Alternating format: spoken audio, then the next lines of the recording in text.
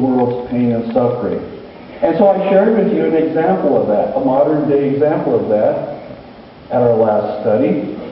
And on the screen you'll see some representation of people becoming engaged with human pain and suffering. And you recognize the most famous one up there. It was a representation of becoming engaged, Mother Teresa. But also I wanted to throw on the screen some of our own engaged members right here. Engaged, actually becoming what Paul has decided to do with his organization and his whole life. He's dedicated his life, the rest of his years, to helping the people of Peru. And he did that on his own. He was a very successful businessman, and he could be making triple figures today in the business he was involved in.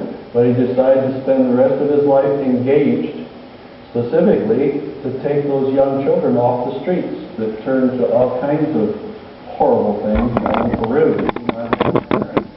So he's building an orphanage down there and supplying. Do you think is that engagement? Yeah. All right. That's engagement. That's engagement. We have other things in which our own church is engaged. How about our community service program? Is that engagement? How many people, how many children and adults were helped last year? Is that engagement with people's needs? See, that's part of what it is. To be Jesus, to be like Jesus, means to what? To be engaged with the world's problems and the world's hurts. That's what Jesus did. Okay, back to our fruitcake.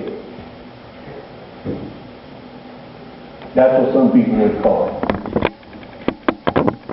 They would call it a fruitcake. He was not your average guy. No, he wasn't.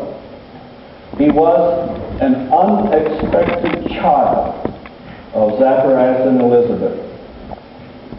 And that picture you see there, if anybody asked you, what's a picture of that, most of you would say what?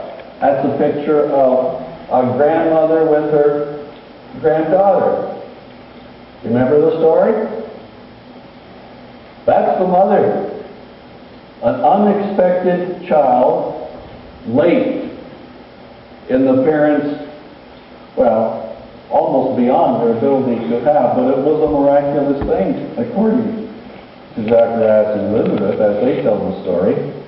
Well, Zacharias couldn't tell the story right away. Remember what happened to him? He couldn't tell the story, so... And who was it?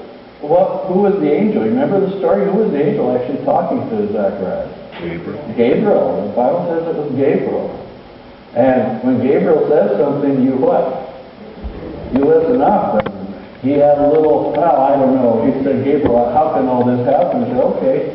Hey, Gabriel's talking to you here.